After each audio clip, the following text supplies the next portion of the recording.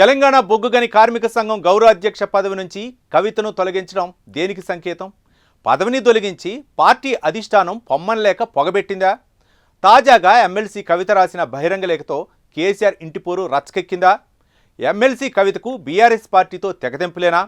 విదేశీ పర్యటన తర్వాత కవిత ఏం చేయబోతోంది? ఇప్పుడు ఈ అంశమే పొలిటికల్ సర్కిల్స్లో హాట్ టాపిక్గా మారింది. Watch the story.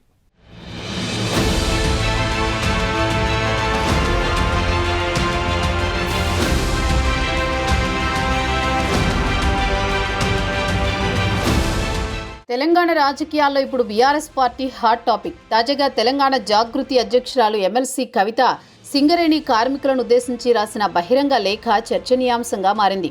తాజాగా తెలంగాణ భవన్లో తెలంగాణ బొగ్గుగని కార్మిక సంఘం సెంట్రల్ కమిటీ సమావేశం నిర్వహించింది. ఈ సమావేశంలో టీబీజీకేఎస్ గౌరవ అధ్యక్షుడిగా మాజీ మంత్రి కొప్పుల ఈశ్వర్ను ఏకగ్రీవంగా ఎన్నుకున్నారు. గత కొద్ది రోజుల ముందే కొప్పుల ఈశ్వర్ను బొగ్గుగని కార్మిక సంఘానికి ఇన్ఛార్జిగా కేటీఆర్ నియమించారు. తాజాగా జరిగిన మీటింగ్లో కొప్పుల ఈశ్వర్ను కార్మిక సంఘానికి గౌరవ అధ్యక్షుడిగా నియమించడం వివాదాస్పదమైంది. ఓవైపు కొప్పుల ఈశ్వర్కు గౌరవ అధ్యక్ష పదవిని ఇవ్వడాన్ని స్వాగతించిన ఎమ్మెల్సీ కవిత తన లేఖ ద్వారా పార్టీ తీరును తప్పుబట్టారు. ఇక కార్మిక చట్టాలకు విరుద్ధంగా గౌరవ అధ్యక్షుడి ఎన్నిక నిర్వహించారని లేఖ ద్వారా స్పష్టం చేశారు.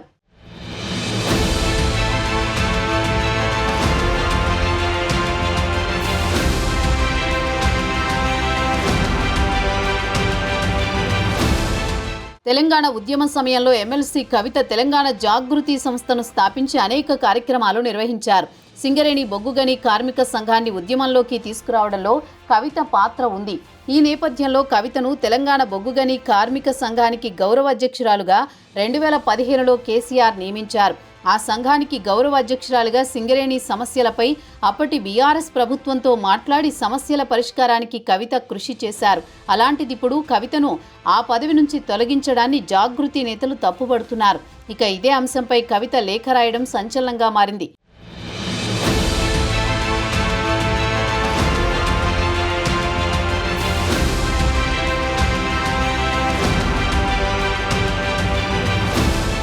గత కొంతకాలంగా ఎమ్మెల్సీ కవిత తెలంగాణ జాగృతి తరపున ప్రోగ్రామ్స్ నిర్వహిస్తున్నారు. సింగరేణి జాగృతి ద్వారా 11 ఏరియాలకు కమిటీలు వేశారు. మరోవైపు సింగరేణిలో బలమైన సంఘంగా ఉన్న హెచ్ఎంఎస్తో కలిసి పోరాటాలు చేస్తామని ఇప్పటికే ప్రకటించారు. తాను టీబీజీకేఎస్కు గౌరవ అధ్యక్షురాలుగా ఉన్నానని తెలిపారు. ఆమె కామెంట్స్ చేసిన కొద్ది రోజులకే టీబీజీకేఎస్లో మార్పులు జరిగాయి. కవిత స్థానంలో మాజీ మంత్రి కొప్పుల ఈశ్వర్ను టీబీజీకేఎస్ గౌరవ అధ్యక్షునిగా బీఆర్ఎస్ అధిష్టానం నియమించడం చకచకా జరిగిపోయాయి. ఈ అంశంపైనే ఎమ్మెల్సీ కవిత మరోసారి లేఖ ద్వారా అధిష్టానంపై తన అసంతృప్తి బయటపెట్టారు.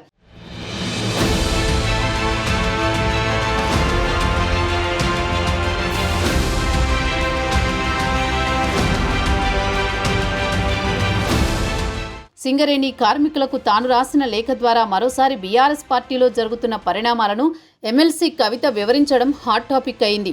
కేసీఆర్కు తాను రాసిన లేఖ బయటకు ఎట్లా వచ్చింది, ఎవరు బయట పెట్టారో చెప్పాలని తాను ప్రశ్నిస్తే తనపై కక్ష కట్టారని కవిత లేఖలో ప్రధానంగా ప్రస్తావించారు. ఆ కుట్రదారులు అనేక రూపాల్లో వేధింపులకు గురి చేస్తున్నారని ఎమ్మెల్సీ కవిత తెలిపారు. ప్రస్తుతం కవిత అమెరికా పర్యటనలో ఉన్నారు. బీఆర్ఎస్ పార్టీ కార్యక్రమాలకు కొద్ది రోజుల నుంచి కవిత దూరంగా ఉంటున్నారు.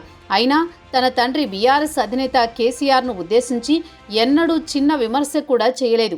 కానీ పార్టీలో తనపై కుట్ర చేస్తున్నారని పరోక్షంగా బీఆర్ఎస్ ప్రెసిడెంట్ కేటీఆర్ను టార్గెట్ చేసి కామెంట్స్ చేస్తున్నారు. ఇక తాజాగా టీబీజీకేఎస్ గౌరవ అధ్యక్షురాలిగా కవితను తొలగించడంతో గ్యాప్ మరింత పెరిగిందనే చర్చ జరుగుతోంది. ఇక బీఆర్ఎస్తో కవిత తెగతింపులు చేసుకుంటారనే ప్రచారం మరోవైపు నడుస్తోంది. అమెరికా పర్యటన నుంచి తిరిగి వచ్చిన తర్వాత కవిత జరుగుతున్న పరిణామాలపై పొలిటికల్గా కీలక నిర్ణయం తీసుకునే అవకాశం కనిపిస్తోంది.